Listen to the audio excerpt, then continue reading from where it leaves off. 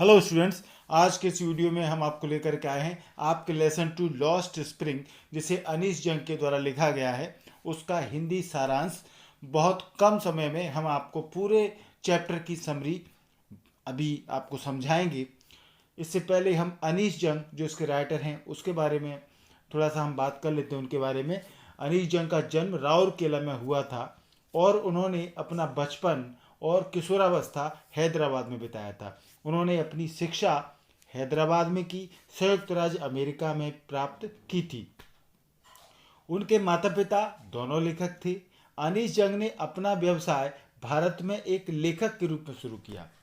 वे भारत में और विदेशों में मुख्य समाचार पत्रों में एक संपादक थे और एक कॉलमिस्ट थे, जो कॉलम लिखते हैं अखबार में, एडिटर थे वो। और उन्होंने बहुत सी पुस्तकें भी लिखी हैं। ये जो पार्ट है आपके सिलेबस में, उनकी किताब लॉस्ट स्प्रिंग, किताब का नाम है बुक का लॉस्ट स्प्रिंग, उससे लिया गया एक छोटा सा एक अंश है, जिसमें कि स्टोरीज ऑफ स्टोलन चाइल्डहुड, यानी खोया बसंत, जो लॉस्ट स्प्रिंग है, उसमें चुराए हुए बचपन की कहानियाँ, इस टाइटल से कुछ 2 कहानियाँ आपको यहाँ ली गई हैं, छोटी छोटी। यहाँ लेखिका चूर चूर करने वाली गरीबी और परंपराओं का एनालिसिस कर रही हैं, जो बच्चों को शोषण का जीवन बिताने की भर्त्सना करती है। जो लाइफ ऑफ एक्सप्लॉयटेशन है चिल्ड्रंस का, उसकी वो भर्त्सना करती हैं, कंडेम करती हैं उसको। तो जैसा कि इसका टाइटल है लॉस्ट स्प्रिंग, खोया हुआ बसंत, यानी जिन बच्चों जो गरीबी में जीवन बिताते हैं, जिनका बचपन खो गया है, बचपन उनका चुराया जा चुका है, उसकी कहानी 2 कहानियाँ इसमें ली गई हैं। फर्स्ट स्टोरी है आपकी साहिब ऑफ सीमापुरी। सीमापुरी का एक लड़का है साहिब, उसके बारे में ये पहली कहानी है। इसके बाद इसी में हम पार्ट 2 की लेंगे। तो साहिब का जो करेक्टर बताया गया है, तो लेखिका अनीस जंग इसमें खुद एक नरेटर का काम कर रही हैं। अनीस जंग की साहिब से रोज़ सुबह मुलाकात हो जाती है। एक लड़का है, बच्चा गरीब, उससे रोज़ सुबह मुलाकात हो जाती है। वो कचरे के ढेरों में सोना ढूंढना देखा जा सकता है, यानी कि इन लोगों के लिए जो कूड़ा कचरा होता है, उसमें कुछ भी ढूंढना एक सोना ढूंढने के समान होता है। ये लोग, ये जो बच्चा है वो ढाका से आया था, जो बांग्लादेश में है, वहाँ से वो आया था। ये सब कचरा बीनने वाले लोग हैं, रैग पिकर्स हैं। उसे अपने पुराने घर की बिल्कुल भी याद नहीं है। जब वो आया था ढाका से, तो बिल्कुल भी वहाँ का कुछ भी याद नहीं है। वो स्कूल नहीं जाता, उसके पड़ोस में कोई स्कूल नहीं है। उसका पूरा नाम साहिब आलम है। उसको साहिब आलम सब लोग बोलते हैं, जिसका अर्थ होता है ब्रह्मांड का स्वामी, पूरी दुनिया का स्वामी, साहिब आलम। लेकिन वो नहीं जानता कि इसका क्या अर्थ है। वो गलियों में अपने दोस्तों के साथ घूमता फिरता है। जो नंगे पैर वाले बालकों की एक बड़ी सेना है, उनके साथ वो घूमता है। और वो सुबह काम करते हैं और दोपहर तक गायब हो जाते हैं।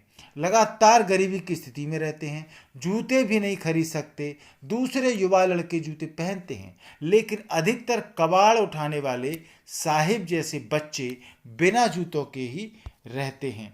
यहाँ सीमापुरी जो एरिया है जिसकी हम बात कर रहे हैं, यहाँ अधिकांश लोग रैग पिकर्स ही रहते हैं, जो बांग्लादेश से आए हुए हैं। तो ये कबाड़ चुराने वाले अधिकतर सीमापुरी में रहते हैं। ये क्या है जगह? दिल्ली के एक पेरीफेरी, यानी एक सीमांत पर एक जगह है, बॉर्डर पर कह सकते हैं। विकास, डेवलपमेंट और तरक्की, प्रोग्रेस का तो यहाँ पर कोई नामो निशान नहीं है, कोई साइन ही नहीं है। यहाँ के मकान मिट्टी के हैं, उनके ऊपर टीन और तिरपाल की छतें हैं, यानी उनके रूफ्स हैं वो टिन की हैं, तिरपाल लगी हुई हैं। न कोई यहाँ सीवेज है, न नालियाँ हैं, न ही चलता हुआ पानी है। पिछले 30 साल से 10,000 से अधिक कबाड़ चुनने वाले वहाँ रह रहे हैं। वे 1971 में बांग्लादेश से वहाँ आए थे। उनके पास न कोई पहचान है, न कोई परमिट कार्ड है। राशन कार्ड जरूर है उनके पास, जो उन्हें वोट डालने और अनाज खरीदने के लिए काबिल बनाता है। उनके लिए भोजन पहचान से अधिक जरूरी है। औरतें फटकर तार तार हो गई साड़ियों में घूमती हैं, बिल्कुल गरीबी की हालत है। यानी वहाँ पर सीमापुरी में जिंदा रहने का अर्थ है कूड़ा कचरा चुनना। यदि आप कूड़ा कचरा नहीं चुनेंगे तो आप जिंदा नहीं रह सकते, सर्वाइव नहीं कर सकते। बच्चे गरीबी और गंदगी में बड़े होते हैं, वे जिंदा रहने के संघर्ष में, कि जिंदा रह सकें, उसमें वो हिस्सेदार बन जाते हैं। कैसे कोई जिंदा रह पाए? सीमापुरी में जिंदा रहने का अर्थ है कूड़ा कचरा चुनना, यानी आपको कूड़ा कचरा इकट्ठा करना ही पड़ेगा। सालों से इसने एक महीन कला का रूप धारण कर लिया है, यानी ये एक फाइन आर्ट बन गया है कूड़ा कचरा बीनने वालों के लिए। कूड़ा कचरा उनके लिए सोना है। कई बार कूड़े के ढेर में किसी बच्चे को चांदी का एक सिक्का मिल सकता है और कुछ अधिक पाने की सदैव आशा रहती है। बच्चों के लिए कचरा आश्चर्य से लिपटा हुआ है और बड़ों के लिए यह जीने का एक जरिया है। यहाँ जो साहिब लड़का है उसको एक छोटी सी नौकरी मिल जाती है। वे जो एक सुबह वन मॉर्निंग क्या होता है, जो नरेटर हैं अनीश जंग, वो साहिब को एक क्लब है वहाँ पर बाड़दार द्वार के पास खड़ा देखती है, यानी वहाँ पर एक फेंस्ड गेट है क्लब का, वहाँ वो देखती है तो वहाँ दो युवा सफ़ेद पोशाक पहने टेनिस खेल रहे हैं। साहिब भी टेनिस के जूते पहने हुए हैं। वे किसी अमीर लड़के के त्यागे हुए जूते हैं, किसी ने अमीर लड़के ने छोड़ दिए जिनको वो पहने हैं। उसने एक में एक सुराख हो गया है, फट गया है जूता, उसने के कारण पहनने से मना कर दिया था किसी अमीर लड़के ने, तो वो साहिब को मिल गया। साहिब के लिए तो एक सुराख वाले जूतों का मिलना भी एक सपने का पूरा होना है, क्योंकि उनके पास जूते भी नहीं होते। अब साहिब चाय के एक खोखे में काम करता है, उसे 800 रुपये और पूरे टाइम का खाना मिलता है। उसके चेहरे से चिंता मुक्त दृष्टि गायब है। अब उसको कोई टेंशन नहीं रहता, क्योंकि वो अब क्या करता है, एक स्टील का कनस्तर पकड़े हुए है और वो इस प्लास्टिक बैग से भारी प्रतीत होता है। जो उसका पहले कचरा बीनने का प्लास्टिक बैग हुआ था, उसकी जगह अब कनस्तर ने ले ली है, जिसे वो अपने कंधे पर उठाए रखता है। थैला उसी का था, कनस्तर दुकान के मालिक का है। ये अंतर है। साहिब अब अपना मालिक स्वयं नहीं है। दूसरी कहानी है इसमें मुकेश की, जो कि अपना मालिक खुद बनने पर जोर देता है। बैंगल मेकर्स, फिरोजाबाद के चूड़ी बनाने वालों की ये कहानी है, जिसका एक लड़का है जिसकी बात की गई है, मुकेश उसका नाम है। वो अपनी ज़िंदगी में चूड़ी बनाने का काम नहीं करना चाहता और अपने खानदान परिवार की तरह वो एक खुद का धंधा करना चाहता है। वो एक मोटर मैकेनिक बनना चाहता है। तो मुकेश फिरोजाबाद के चूड़ियाँ बनाने वालों से एक परिवार से संबंध रखता है। मुकेश एक मोटर मैकेनिक बनना चाहता है। वो एक मोटर मैकेनिक बनना चाहता है। वो कार चलाना सीख लेगा, लेकिन उसका सपना एक बिल्कुल अस्पष्ट मारीचिका के समान है, एक ड्रीम लूम्स की तरह, एक मायरेज है, एक मरग मारीचिका जैसा है उसका सपना। वो फिरोजाबाद की एक धूल भरी गली में रहता है। कस्बा अपनी चूड़ियों के लिए प्रसिद्ध है। फिरोजाबाद आप जानते हैं पूरे भारत में चूड़ियों के लिए प्रसिद्ध है। हर दूसरा परिवार चूड़ी बनाने के काम में जुटा है। ये भारत के कांच पिघलाने के उद्योग का केंद्र है। परिवारों ने स्त्रियों के लिए पीढ़ी दर पीढ़ी चूड़ियाँ बनाई हैं। मुकेश का परिवार भी उन्हीं में से एक है। 20,000 बच्चे यहाँ कांच की भट्टियों में काम करते हैं। आप सोच सकते हैं बच्चों से किस प्रकार से उनका एक्सप्लॉयटेशन होता है। लगभग 20,000 बच्चे गैर कानूनी ढंग से इलीगली हाई टेम्परेचर वाली कांच की भट्टियों में काम करते हैं। वे बदबूदार गलियों में रहते हैं। वे जो ऐसी गलियां जो कचरों से रुकी पड़ी हैं, उनके मकान झोपड़ियां हैं जिनकी दीवारें गिर रही हैं, उनमें खिड़कियां नहीं हैं, उनमें मनुष्यों और जानवरों के परिवारों की भीड़ लगी है। एक ही झोपड़पट्टी में जाने कितने लोग रहते हैं। परिवारों का बुजुर्ग एक गरीब चूड़ी बनाने वाला है। वो अपने मकान का एक नवीनीकरण करना चाहता है, उसका रिपेयरिंग कराना चाहता है वो, परंतु वो करा नहीं पा रहा है। न ही वो अपने 2 पुत्रों को स्कूल भेजने में सफल रहा। उसे चूड़ी बनाने की कला के अतिरिक्त और कुछ नहीं आता है। और अंत में यहाँ काम करने वाले लोग तो अपनी दृष्टि खो बैठते हैं, उनकी आंखें खराब हो जाती हैं। कांच की पॉलिश करने की धूल जो निकलती है, उससे मुकेश की दादी ने अपने पति को अंधे होते हुए देखा है। लेकिन वे भगवान की दी हुई वंश परंपरा को छोड़ नहीं सकते। जो उनका वंश परंपरा है, जो उनके गॉड गिवन लिनिएज है, जो भगवान ने उनके लिए जो ये धंधा दिया है, उसको वो छोड़ नहीं सकते। उन्होंने चूड़ी बनाने वालों की जाति में ही जन्म लिया है। हर दूसरे मकान में, फिरोजाबाद की हर गली में, प्रत्येक ओर हर रंग की चूड़ियों को देखा जा सकता है। फिरोजाबाद की गली गली में चूड़ियाँ ही चूड़ियाँ दिखती हैं।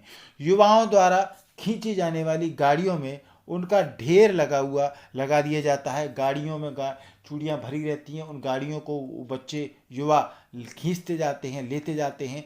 अंधेरी झोंपड़ियों में रंगीन कांच को बेल्ट करके उनको वृत्ताकार, गोलाकार चूड़ियों में ढालते लड़के लड़कियां अपने अपने माँ और बापों के साथ बैठे रहते हैं। छोटी छोटी सी जगह में वो माँ बाप के साथ बैठ कर के बच्चे काम करते हैं। चूड़ियाँ भारतीय जो नारी है, आप जानते हैं, उसके लिए एक सुहाग का प्रतीक हैं। वे विवाहित जीवन में एक शुभ का प्रतीक होती हैं। इसे शुभ माना जाता है चूड़ियों को पहनना। परंतु आप उन गरीब बच्चों की हालत देखें जहां वो दिमाग को सुन्न कर देने वाली मेहनत करते हैं। माइंड नंबिंग टॉयल, दिमाग को सुन्न कर देने वाली मेहनत करते हैं। अब टाइम टू टाइम जैसे समय बदलता गया, फिरोजाबाद थोड़ा ही बदला है, ज़्यादा नहीं बदला है। दिमागों को सुन्न कर देने वाले ये ईयर्स जो निकले हैं मेहनत के, युवाओं को पहल करने की इच्छा को मार दिया है। कोई भी युवा दूसरा धंधा नहीं करना चाहता। उनके अंदर जो इच्छा होती है वो बिल्कुल ख़त्म सी हो चुकी है। एक तो वो खुद को एक सहकारी संस्था, जिसे कहते हैं कोऑपरेटिव सोसाइटी, उसके रूप में संगठित नहीं कर सकते, क्योंकि उनका शोषण होता है। जो बिचौलिए हैं उनका शोषण करते हैं बीच वाले ठेकेदार लोग, उनके बीच कोई नेता नहीं है। यहाँ पर दो संसार हैं। इसमें एक चूड़ी बनाने वालों का संसार है जो गरीबी के जाल में जकड़ा हुआ है। दूसरा साहूकारों का, बिचौलियों का और पुलिस वालों का संसार है जो उन्हें लूटता है। यानी वो ये दूसरा काम करना भी चाहें तो वो कर नहीं सकते। ये सब लोग जो हैं, अमीर लोग, साहूकार लोग, बेचैली लोग, पुलिस वाले, उनका जो संसार है वो उनको लूटता है, उनको गलत पुलिस केस में फंसा देता है, बंद करा देता है। यानी वो सब तरीके से उनका एक्सप्लॉइटेशन करते हैं। मुकेश की आंखें आशा से भरी हैं। वो दूसरों से अलग होने का चुनाव करता है। वो एक मोटर मैकेनिक बनना चाहता है। अब यहाँ जो नरेटर हैं अनीश जंग, वो उससे पूछते हैं कि क्या वो जहाज उड़ाने का सपना देखता है। तो वो चुप रहता है। वो चुपचाप ये कह देता है, नहीं, मैं जहाज उड़ाने का सपना नहीं देखता। वो उन कारों के स्वप्न लेने से संतुष्ट है, कारों का सपना देखने से संतुष्ट है जो उसके कस्बे की सड़कों पर चलती हैं। फिरोजाबाद के ऊपर से कुछ जहाज उड़ते हैं जिनको देख कर के बच्चे बस सपनों में खोए रहते हैं। तो ये कहानी है लॉस्ट स्प्रिंग, जिसमें आपने देखा किस प्रकार से बचपन खो गया है लोग, गरीब बच्चों का, और वो उनका बसंत खो चुका है। उनके लिए कोई खुशियाँ नहीं है, सब तरफ एक्सप्लॉइटेशन ही एक्सप्लॉइटेशन है। तो ये वीडियो आपको अच्छा लगा होगा। थैंक यू पूरा वीडियो देखने के लिए। आपने अभी तक एमपी इंग्लिश क्लास सब्सक्राइब नहीं किया है तो जरूर सब्सक्राइब करें। फुल वीडियो यदि आपको इस पूरी प्रोज का एक्सप्लेनेशन देखना है, लाइन टू लाइन एक्सप्लेनेशन देखना है, तो आप हमारी 12th इंग्लिश की प्लेलिस्ट में जरूर जाएं। 12th इंग्लिश की सारे चैप्टरों की प्लेलिस्ट में आपको डिटेल स्टडी मिलेगी, क्वेश्चन आंसर की वीडियो मिलेंगे। और हमें फेसबुक पर फॉलो करना है, इंस्टाग्राम पर फॉलो करना है, आप टेलीग्राम पर हम चाहे तो फॉलो कर सकते हैं। एमपी इंग्लिश क्लासेस के चैनल को सब्सक्राइब जरूर करें। कोई भी प्रॉब्लम हो तो हमें कमेंट करके जरूर बताएं। Thank you.